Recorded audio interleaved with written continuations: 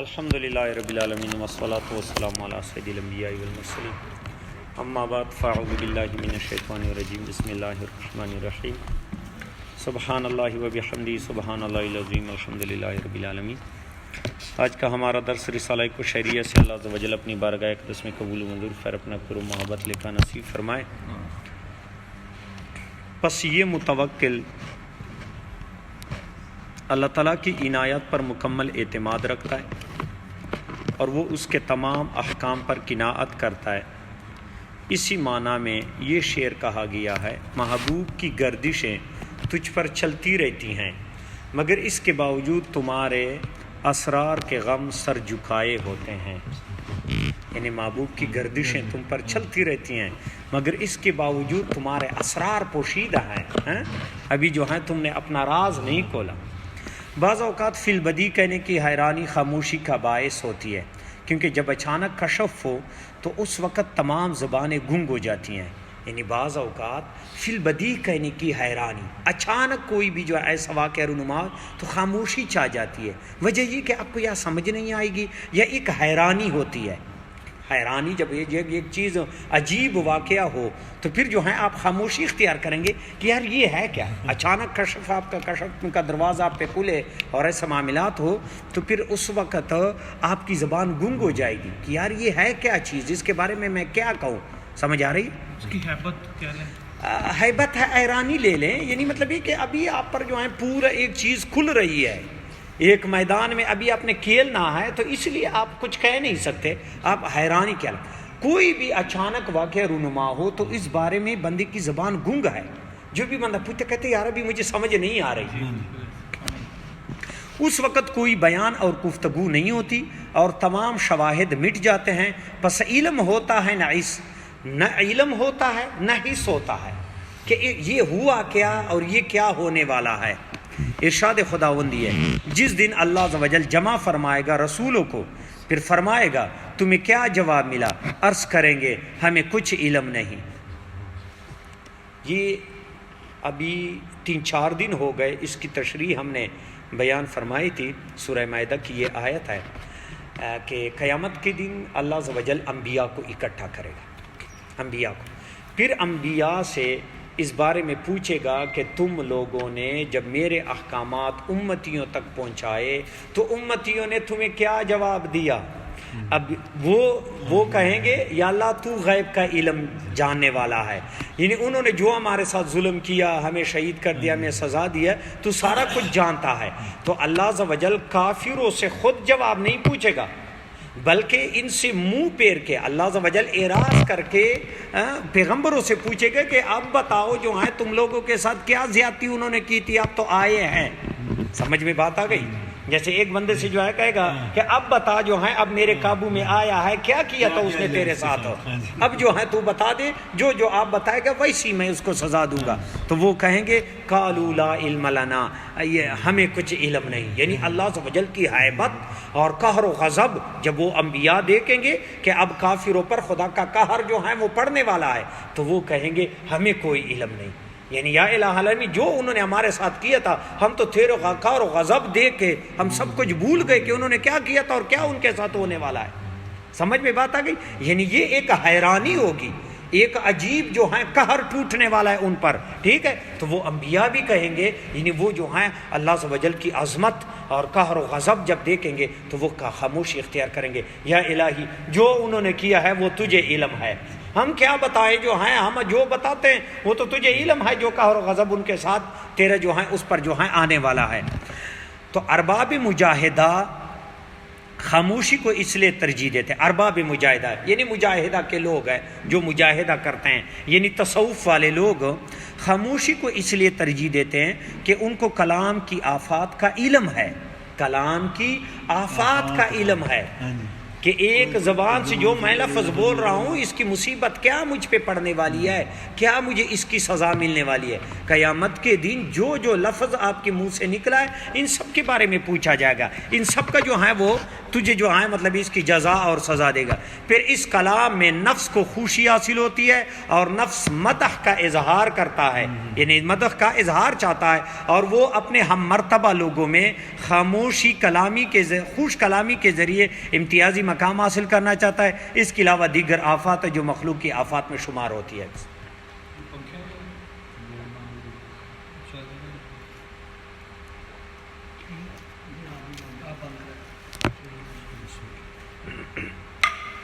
یعنی کہ نفس جو ہے وہ اس چیز کا خواہش مند ہے کہ میری تعریف ہو، اور ہم مرتبہ لوگوں میں میری جو ہے مطلب رتبہ بلند ہو، مجھے اچھے الفاظ سے یاد کیا جائے، امتیازی مقام ہو۔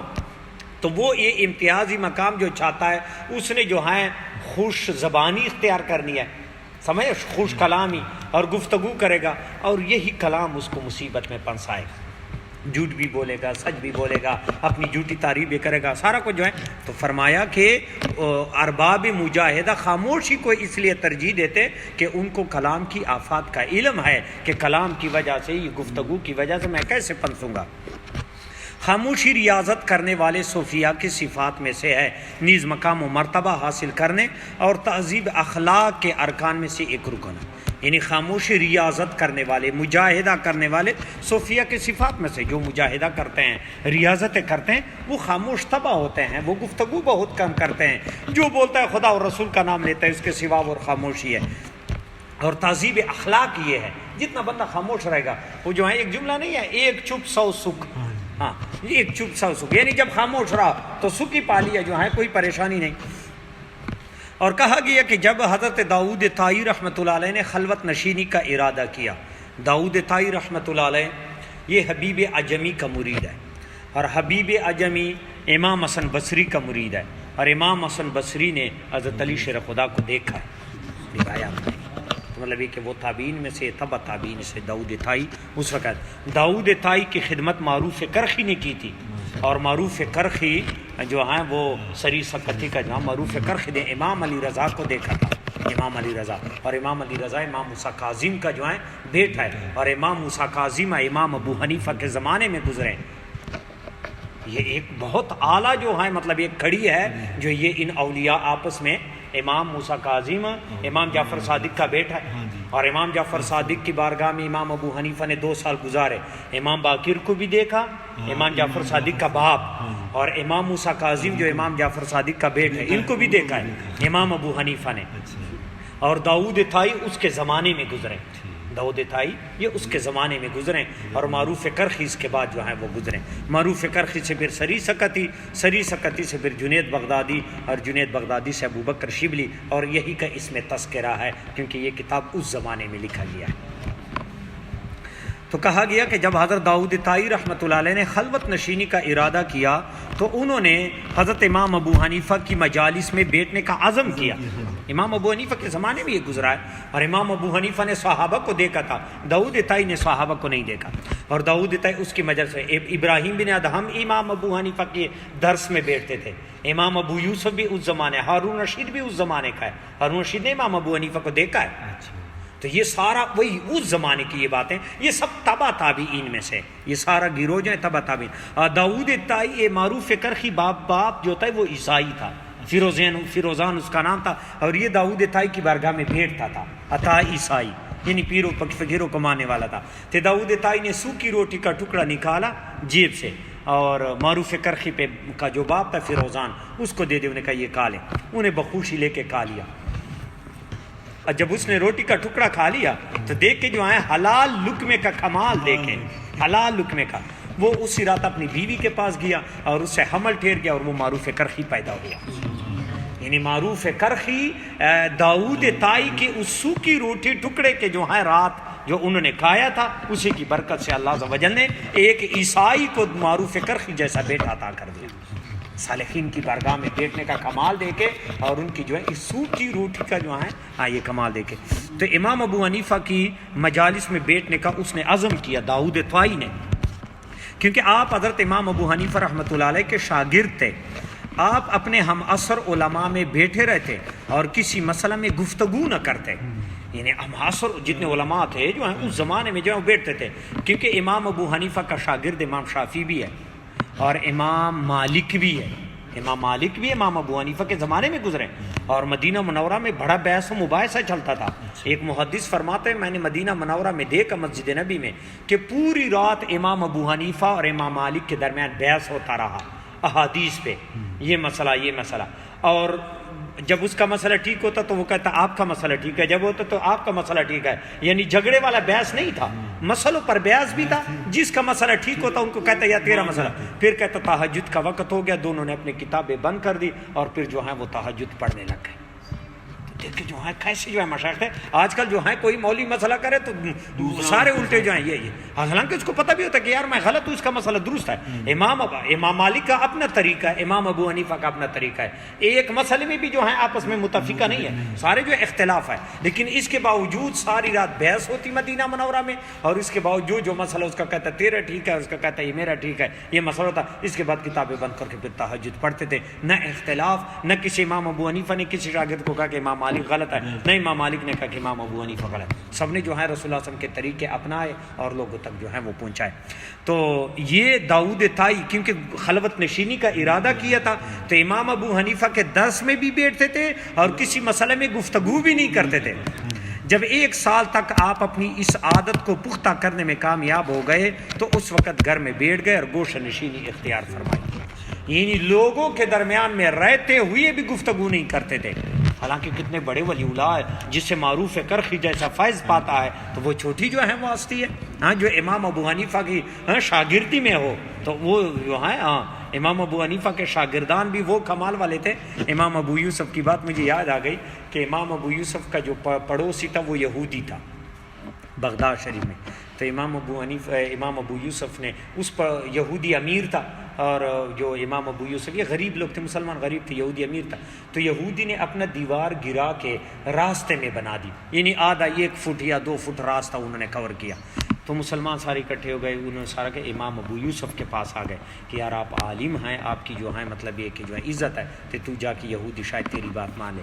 تو امام ابو یوسف آ گیا یہودی کے گھر. انہوں نے کہا یار آپ نے جو راستہ تنگ کر دیا، تیری مہربانی ہے جو یہ راستہ جو ہے کھلا چھوڑ دی جو ہے. تو یہودی نے تانے کے طور پہ کہا جب تیری شاہی سواری آئے تو میں راستہ کھول دوں گا. یعنی مذاقاً کہا کہ تیری کون سی شاہی سواری گزرتی ہے ہاں کہ تو جو ہے وہ کرتا ہے. انہوں نے کہا جب تیری شاہی سواری آ جائے تو پھر جو ہے. تو اللہ عز و جل کو یہ بات ناگوار ہو کہ تو جو ہے یہودی ہو کہ میرے ایک محبوب کو جو ہے اللہ عز و جل کے جو امام ابو یوسف نے ٹاپ علم حاصل کیا، پورے عراق میں ٹاپ تھا. تو وہ ہارون رشید بادشاہ نے پیغام بھیجا کہ امام ابو یوسف میرا قاضی بن جائے، قاضی القضاء کا عہدہ. اور عالم اسلام میں سب سے پہلے قاضی القضاء یعنی جج، سمجھ میں بات آ گئی، جو ہے آج کل چیف جسٹس. یہ اس کو عربی میں قاضی القضاء کہتے ہیں. یہ قاضی القضاء کا پہلا نام امام ابو یوسف کو ملا ہے، امام ابو یوسف کو ملا ہے. تو امام ابو یوسف جو ہے وہ قاضی بن گئے. جب قاضی بن گئے تو قاضی تو بادشاہ کو بھی سامنے کھڑا کر دیتا ہے، وہ تو ہارون رشید کو بھی کھڑا کر دیتا تھا اپنے سامنے.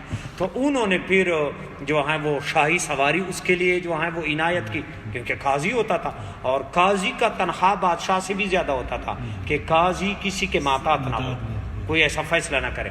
پھر انہوں نے جو ہے شاہی سواریاں سارا کچھ کر کے پھر جب وہ اپنے گھر کی طرف آ رہا تھا تو اسی دیوار کے پاس کھڑا ہو کے کہتے یہودی کو بلاؤ. پھر یہودی کو بلایا. انہوں نے کہا دیکھ لے جب تو کہہ رہا تھا کہ جب تیری شاہی سواری آ جائے تو میں نے جب میری شاہی سواری ہے دیوار گرا دے. تو یہودی پھٹی آنکھیں رہ گئی کہ یار یہ کیا ہو گیا، میں نے تو مذاقاً کہا تھا. امام ابو یوسف تو شاہی سواری پہ واقع تو آ گئے جو ہے. پھر اس نے جو ہے وہ سواری جو ہے وہ آئی، وہ دیوار گرا دیا اور آپ گئے. امام ابو حنیفہ رحمۃ اللہ علیہ کی بارگاہ میں جب امام ابو یوسف کو لایا گیا تھا تو امام ابو یوسف ماں کا اکلوتا بیٹا تھا، باپ فوت ہوا تھا. تو یہ آیا تھا کسی کام کے لیے آیا تھا، وہ بچہ تھا جو ہے انہیں مزدوری کرنا جو ہے کا. تو انہیں امام ابو حنیفہ کو دیکھا تو درس شروع تھا جو ہے وہ مطلب یہ کہ جو ہے آپ لکھ رہے. تو امام ابو یوسف بھی بیٹھ گئے. تو امام ابو یوسف کا دل جو ہے علم کی طرف پھر گئے، انہیں روزانہ آنا اور جو ہے غور سے سننا. تو امام ابو حنیفہ جو ہے کا صاحب کشف تھے، اس کو نگاہ پڑ گئی. انہیں ایک دن بلایا، انہیں کہا بچے ادھر قریب آ جا، کیونکہ جو ہے آپ کے پاس نہ قلم ہے نہ دوات ہے، اب تو ویسے ہی آئے ہیں. اور جو ہے پھر آپ نے فرمایا جو میں جو ہے بیان کیا وہ آپ کو آتا ہے؟ تو انہیں فر سنایا.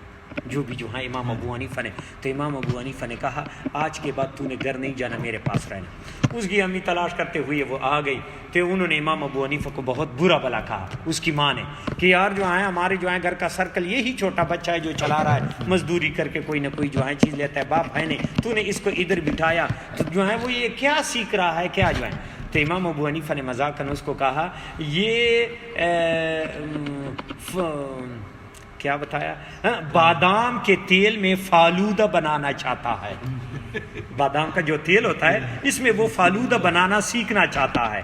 تو ماں نے کہا برائے مہربانی جو ہے یہ فالودے دیجیے, جب فالودوں کا ہو جائے گا پھر سیکھ لے, ابھی جو ہے آپ اس کو بھیج دیں, ہاں یہ نہیں ہے. تو امام ابو حنیفہ نے کہا آپ کے گھر کا سرکل کتنے پیسوں میں چلتا ہے, کتنا جو ہے دیہڑی میں کا. انہوں نے کہا یار بس جو 2 روٹی ملنے جو. تو امام ابو حنیفہ نے کہا یہ بچہ مجھے دے دیں, آپ کے گھر کا اخراجات میں ادا کروں گا.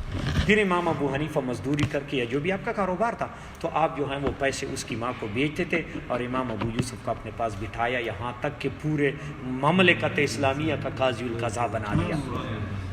پھر جب یہ قاضی بن گیا, ہارون رشید نے اپنے جو ہے دربار پہ بلایا, پھر قاضی بن گیا. پھر پہلا جو دن تھا جو ہے تو کسی نے جو ہے وہ ہارون رشید کے لیے وہ بادام کے تیل میں فالودہ بنایا تھا. پھر وہ فالودہ جب بادشاہ نے کہا کہ قاضی القضاء کو بھی پیش کر دو, وہ بھی جو ہے تو اس کے سامنے جو ہے وہ برتن میں جو ہے وہ لے آیا. تو آپ دیکھ کے مسکرانے لگے. تو ہارون رشید نے کہا کیوں مسکرا رہے ہیں؟ کہتا ایک دن جو ہے جب میں چھوٹا تھا میری ماں جو ہے میرے استاد امام ابو حنیفہ کے پاس آئی تھی, تو میرے استاد نے جو ہے مذاقاً کہا تھا کہ یہ بادام کے تیل میں فالودہ جو ہے, آج میرا استاد بھی زندہ ہوتا اور میری ماں بھی زندہ ہوتی تو وہ دیکھ کے جو ہے وہ ہنسنے لگ جاتے کہ واقعی اس کی جو گفتگو تھی وہ سچ ثابت ہو گئی کہ مجھے اس مقام پہ لے آیا کہ آج جو بادام کے تیل میں فالودہ ہے وہ امام ابو یوسف پی رہا ہے, اور وہی چیز اس کو حاصل ہو گئی. یعنی امام ابو حنیفہ کی زبان سے جو گفتگو نکلی تھی اللہ عز و جل نے اس کو سچ کا پوری کر دیا. اللہ عز و جل نے, امام ابو حنیفہ اولیاء میں سے تھے. تو یہ اس وقت کی جو ہے دیکھے جو ہے آپ کے شاگردان کی کرامات دیکھے اور عظمت دیکھے, تو یہ داؤد طائی بھی جو ہیں یہ امام ابو حنیفہ کے شاگردوں میں سے تھے. اور ابراہیم بن ادہم رحمۃ اللہ علیہ جس نے بلخ کی سلطنت کو لات ماری, اور یہ بغداد میں امام ابو حنیفہ کے درس میں بیٹھتے تھے, ادھر جاتے تھے, اور امام ابو حنیفہ جب اس کو دیکھتے تھے تو دور سے کہتے تھے سیدنا ابراہیم آگے تشریف لے. تو سارے شاگردان کہتے تھے حضور یہ میلے کچیلے کپڑوں میں پراگندے بال ہے تو اس کو سیدنا کہتے ہیں. تو امام ابو حنیفہ فرماتے تھے ہم دنیا داری کے کام بھی کرتے ہیں, اور اس نے اللہ کی محبت میں سلطنت کو لات ماری ہے, خدا کی محبت میں اس نے سلطنت کو لات ماری ہے. اور یہ جو ہے تو یہ امام ابو حنیفہ, تو اس وقت پھر یعنی آپ نے امام ابو حنیفہ سے علم بھی حاصل کیا داؤد طائی نے, اور اس کے بعد آپ گوش نشین بھی ہو گئے. اور جو ہے حضرت عمر بن عبدالعزیز رحمۃ اللہ علیہ جب کوئی تحریر لکھتے اور اس کے الفاظ آپ کو اچھے معلوم ہوتے تو اسے پاڑ دیتے تاکہ تکبر پیدا نہ ہو. اگر کوئی خوبصورت تحریر لکھ دے اور آپ کو جو ہے پسند آتا تو پھر جو ہے اس کو پاڑ دیتے تھے کہ کہیں نہ یہ نہ ہو میرے دل میں جو ہے وہ یہ غرور اور تکبر آ جائے کہ دیکھیں عمر بن عبدالعزیز کیسے اچھا لکھتا ہے اور کیسے اس کی خوبصورت لکھائی ہے. حضرت بشر بن حارث یعنی بشر حافی رحمۃ اللہ علیہ سے منقول ہے, فرماتے ہیں جب تمہیں اپنا کلام پسند آئے تو خاموش رہو, اور جب خاموشی پسند آئے تو کلام کرو. بڑی زبردست, یعنی جب تمہیں کلام پسند آئے تو خاموش ہو جاؤ, کیونکہ اب تجھ میں پھر غرور تکبر پیدا ہو جائے گا. جب تمہیں اپنا کلام پسند, اچھی تقریر کر رہے ہیں, اچھی رائٹنگ ہے آپ کی, ہاں اچھا جو ہے وکالت کر رہے ہیں, تو پھر جو ہے خاموشی اختیار کرے کہ کہیں تجھ میں غرور نہ آ جائے. اور جب خاموشی پسند آئے پھر تجھ میں غرور پیدا ہو جائے گا کہ میں تو خاموش تباہ ہو گیا, میں تو گناہوں سے بچ گیا, یہ لوگ تو گناہ کریں, پھر کلام شروع کریں. یعنی یہ اپنے نفس کے ساتھ مجاہدہ ہے, یہ مجاہدہ ہے کہ نفس کے ساتھ, کیونکہ جو ہے بعد دفعہ خاموشی بھی غرور پیدا کرتا ہے. جب خاموش رہیں گے لوگ کہیں بڑا کرنی والا بابا ہے, ہاں بڑا خاموش رہتا ہے, ہاں جو بھی گفتگو کرتا ہے موتی نچاور کرتا ہے, تو پھر کلام کرے. اور جب آپ کو اپنا کلام جو ہے اچھا کلام پسند آتا ہے پھر اس کلام کو چھوڑ دے, خاموشی اختیار کریں. یعنی نفس کے ساتھ مجاہدہ, کسی طریقے پر نفس آپ کا غرور میں نہ آ جائے. حضرت سہل بن عبداللہ تستری رحمۃ اللہ تعالی علیہ فرماتے کسی شخص کے لیے خاموشی درست نہیں حتیٰ کہ وہ خلوت کو پسند کرے. کسی شخص کے لیے خاموشی درست نہیں حتیٰ کہ وہ خلوت کو پسند کرے, اور توبہ اس وقت تک صحیح نہیں ہوتی جب تک خاموشی اختیار نہ کرے. یعنی توبہ اس وقت تک صحیح نہیں جب تک خاموش نہ ہوا ہو. جب بندہ خاموش ہو جاتا ہے پھر اب سمجھے جو ہیں وہ گناہوں سے جو ہیں وہ بچ گیا تو اس کی توبہ قبول ہوئی ہے. اور خاموشی اس وقت تک درست نہیں جب تک خلوت پسند نہ کرے, یعنی جب تو تنہائی کو پسند کرے, خلوت کو پسند کرے, تب تمہاری خاموشی. اور جب عوام کے سامنے تو خاموش رہتا ہے تو ضرور یہ تیرے اندر تکبر پیدا کرے. جب خلوت میں ہوگا تو خاموشی رہے گا, پھر کس سے بولنا ہے. جب خلوت میں گیا تو پھر خاموشی رہنا ہے. اور جب عوام کے اندر تو خاموشی کو جو ہے چاہے تو یہ ضرور تیرے اندر تکبر پیدا کرے گا. اور توبہ اس وقت تک صحیح نہیں ہوتی جب تک خاموشی اختیار نہ کرے. جب آپ خاموش ہو جائیں گے تو سمجھے تیرے گناہ معاف ہو گئے جائیں. اچھا, توبہ کے بارے میں آج میں پڑھ رہا تھا کہ فضیل ابن عیاض یہ بہت بڑا ڈاکو تھا. فضیل بن عیاض بہت بڑا ڈاکو تھا. پھر اللہ عز و جل نے اس کی توبہ قبول فرمائی. ایک بزرگ تلاوت کر رہا تھا, الم یان للذین آمنوا ان تخشع قلوبهم لذکر اللہ وما نزل من الحق. یہ آیت ہے کہ ابھی تک مومنین کے دل خدا کے خوف سے لرزتے نہیں ہیں جب اس کا ذکر سنتے ہیں. جب یہ آیت اس نے سن لی تو اس نے چیخنا شروع کیا اور اس نے توبہ کیا. اسی آیت پر فضیل بن عیاض کو توبہ نصیب ہوا تھا.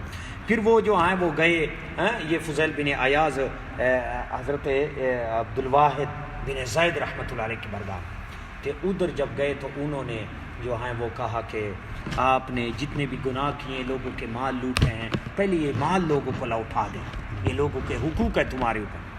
اب یہ جو ہیں جتنا بھی پتہ ہوتا تھا اس کو کہ یار فلاں علاقے میں فلاں جگہ میں نے چوری کی ہے گھروں میں, وہ ادھر جاتا تھا اور اس کی منت ترلا کرتا تھا, یار مجھے معاف کر دے, میں نے غلطی کی ہے, مجھے سزا دینا چاہتا ہے, مجھ سے کوئی لینا چاہتا ہے, مجھے مزدور رکھ لے, میں تیری مزدوری کروں گا, جب تیرا کام پورا ہو جائے تو مجھے معاف کر دے.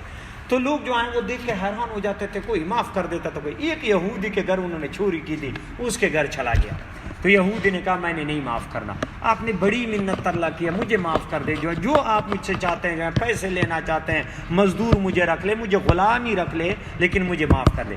یہودی نے کہا میں تجھے اس وقت معاف کروں گا جب تو اپنے قدم کے نیچے مٹی اٹھائے اور وہ سونا بن جائے.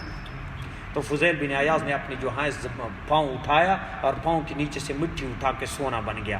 تو یہودی نے کہا جا میں نے تجھے معاف کر دیا, لیکن ایک بات سن لے, میں نے تجھے یہ اس لیے کیوں کہا کیونکہ اس یہودی نے کہا کہ ہمارے تورات میں لکھا ہوا ہے کہ جب بندے کی توبہ قبول ہو جاتا ہے وہ جب مٹی کو ہاتھ لگاتا ہے سونا بنتا ہے.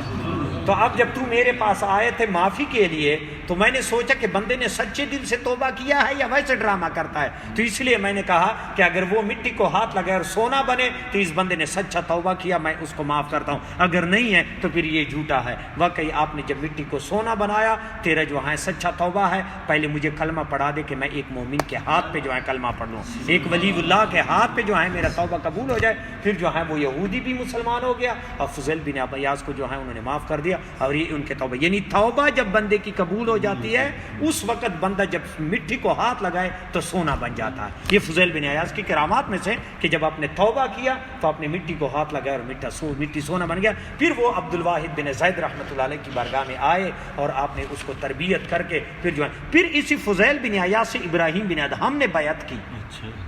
ابراہیم بن ادہم نے, اور ویسے تو امام ابو حنیفہ کی بارگاہ میں بھی بیٹھتے تھے اور دوسرے بھی, لیکن جو ہے آپ نے بیعت فضیل بن عیاض سے کی. اور فضیل بن عیاض نے جو ہے عبد الواحد بن زید اور وہ امام حسن بصری سے اور وہ حضرت علی شیر خدا جو ہے اس طرح گئے. تو اس لیے کہا کہ توبہ اس وقت تک صحیح نہیں ہوتی جب تک خاموشی اختیار نہ کرے. حضرت ابوبکر فارسی رحمۃ اللہ علیہ فرماتے ہیں جو شخص خاموشی کو اپنا وطن یعنی عادت نہ بنائے وہ خاموشی کے باوجود بیکار کام کر رہا ہے. یعنی خاموشی کو اپنی عادت نہ بنائے وہ خاموشی کے باوجود بیکار کام کر رہا ہے. اور خاموشی زبان کے ساتھ خاص نہیں بلکہ دل اور اعضاء کی خاموشی بھی ضروری ہے. جب آپ کے دل میں جو ہے بغض ہے, کینہ ہے, حسد ہے, کسی کے بارے میں غلط خیالات ہیں, کسی مسلمان کو دھوکہ دینا چاہتے ہیں, تو آپ کا دل ہی خاموش نہیں تو زبان کے خاموشی کا کیا. اور آپ کے اعضاء جب یہ چوری کرتا ہے, یہ آنکھ گناہ کی طرف جاتا ہے, کان بھی گناہ کی طرف ہے, تیرا دماغ بھی جو ہے گناہ کی طرف ہے, تو تیرا جو ہے پورا اندام خاموشی میں نہیں آئے. خاموشی اس چیز کا نام ہے کہ تیرے پورے وجود پر خاموشی طاری ہو اور وہ سب خلوت اختیار کرے. یعنی نگاہ بھی خلوت میں ہو, آپ کی سماعت بھی خلوت میں ہو, آپ کا دل بھی خلوت پسند کرے, آپ کی زبان بھی. پھر جب وہ خلوت کی طرف جائیں تو ضرور جو ہے جب آپ غار میں گھس جائیں, آپ کسی تنہائی میں بیٹھے, تو پھر زبان خود بخود گنگ ہو جائے گی. زبان نے دیواروں کے ساتھ تو نہیں گفتگو کرنا. تو اس لیے کہتے ہیں کہ خاموشی زبان کے ساتھ خاص نہیں بلکہ دل اور اعضاء کی خاموشی بھی ضروری ہے. اعلان کر لو.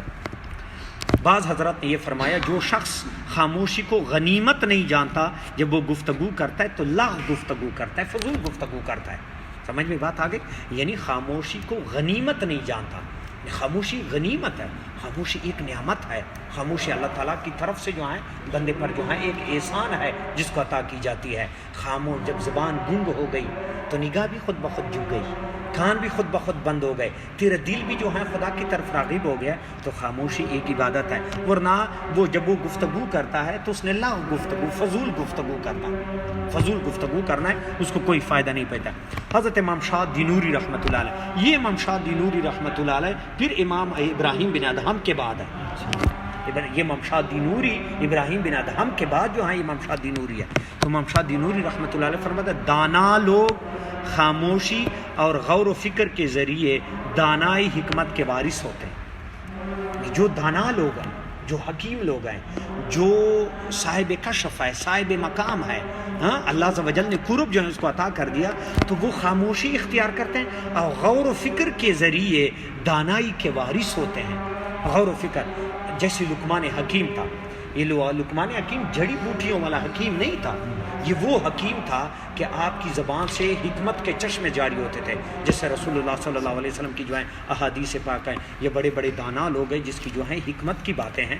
تو وہ حکیم حکمت دانائی یہ ہے کہ جب آپ خاموش و غور و فکر, یعنی مطلب یہ کہ وہ داؤد علیہ السلام زیرہ بنا رہے تھے کہ لقمان حکیم بیٹھا ہوا تھا. لقمان حکیم داؤد علیہ السلام کے غلام تھے, کہتے ہیں غلام تھے, بعض شاگرد بھی کہا ہے, امتی بھی تھے. تو داؤد علیہ السلام زیرہ بنا رہے تھے تو لقمان حکیم دیکھ رہا تھا, دھنائی دیکھے. تو انہیں دل میں سوچا لقمان حکیم نے کہ میں پوچھ لوں کہ یہ کیا ہو رہا ہے, لیکن پھر اس نے کہا خاموشی دانائی ہے, میں خاموش ہوں. پھر جب زیرہ جو ہے تعمیر ہو گیا تو اس نے داؤد علیہ السلام نے کہا, داؤد علیہ السلام نے پہنا تو کہتا ہے لقمان پہننے کے لیے کیا خوبصورت زیرہ میں نے بنایا. تو آپ نے فرمایا دانائی بھی حکمت ہے لیکن بہت تھوڑے لوگ اختیار کرتے ہیں. یعنی اس نے جو ہے جب میں خاموش ہو گیا تو خود بخود زیرے نے سارا کچھ بتا دیا کہ میں پہننے کے لیے بھی ہوں اور یہ جو ہے جنگ کے لیے ہوتا ہے, مطلب یہ کہ. تو آپ نے فرمایا دانائی بھی بہت بڑی حکمت ہے لیکن بہت تھوڑے لوگ جو ہیں اس کام کو, اس چیز کو جو ہے اختیار کرتے ہیں. یعنی انسان جب خاموش رہتا ہے تو ضرور وہ چیز, جس چیز کے بارے میں جو ہے وہ سوچتا ہے وہ ایک نہ ایک دن تو کھلے گا. اب جب آپ نے اس کے بارے میں گفتگو کرنا ہے تو آپ نے وقت ضائع کر دیا, آپ نے لغو گفتگو کی. آپ کو اس چیز کے بارے میں اگر آپ کو ہے نہیں تو پھر جو ہے اس بارے میں جو ہے کیا دیا. رسول اللہ صلی اللہ علیہ وسلم تشریف فرماتے, رسول اللہ صلی اللہ علیہ وسلم تو صحابہ بھی جو ہے تشریف فرماتے. تو اچانک آقا صلی اللہ علیہ وسلم نے فرمایا ابھی ابھی ایک جنتی آ جائے گا.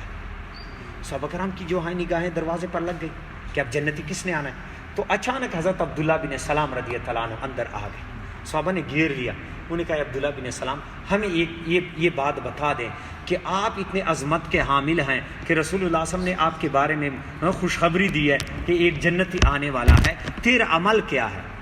آپ نے کمال کا جملہ بولا, فرمایا میرا کوئی عمل نہیں, جو نماز تم پڑھتے وہ میں پڑھتا ہوں, جو ذکر تم کرتے ہو, جو تلاوت ہے رسول اللہ صلی اللہ علیہ وسلم سے جو تعلیمات تم حاصل کرتے ہو میں نے بھی وہی حاصل کی.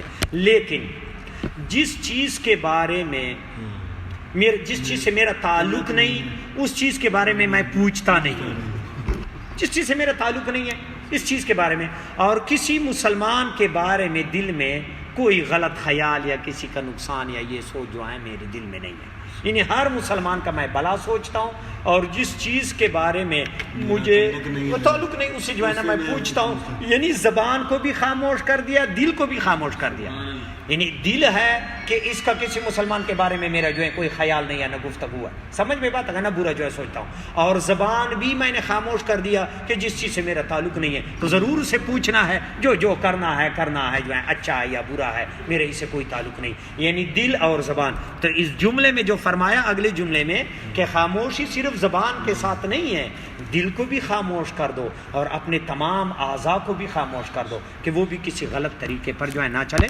تو جب انسان کا دل و دماغ, زبان, ہر چیز خاموش ہو گیا, وہ خاموشی ضرور غور و فکر کی طرف بندے کو لے جاتا ہے. لازمی بات ہے جب آپ نے خاموش رہنا ہے تو کسی چیز کو دیکھنا ہے اور اس چیز کے بارے میں غور کریں گے. جب زبان سے بولیں گے پھر تو کوئی فائدہ نہیں. جب آپ نے زبان خاموش کر دیا تو پھر ضرور غور و فکر کریں گے. یہی غور و فکر آپ کو دانائی کی طرف لے جائے گا. آپ کو حکمت کے جو ہیں سرچشمے سارا کچھ جو ہیں وہ آپ کے جو ہیں وہ کھل جائیں گے. تو خاموشی بہت بڑی چیز ہے اور جس کو عطا ہو گئی. اور یہ صالحین پرہیزگار لوگ میں نے بڑے بڑے جو ہیں ایسے اولیاء دیکھے ہیں. ہاں کہ امام ابو اللہ سمرقندی رحمۃ اللہ علیہ اتنے خاموش طبع تھے کہ اللہ اور رسول کے سوا جو ہیں گفتگو